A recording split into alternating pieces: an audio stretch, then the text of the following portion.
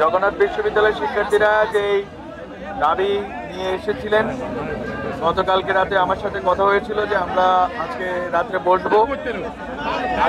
আরেকটা কথা হয়েছিল যে আগামীকালকে শিক্ষা উপদেষ্টার সাথে কথা হবে। তো এই দুটি কথা আমাদের ছিল যে আমরা বসে ডায়ালগ করে আমরা কথা বলে এটা সমাধান করব। কিন্তু যেহেতু আপনারা মনে করেছেন, আপনারা ন্যায্য মনে করেছেন, আপনারা রাস্তায় নেমে এই দাবি আদায় আপনাদের কাছে ন্যায্য মনে হয়েছে, সেটা আপনাদের অধিকার বটে।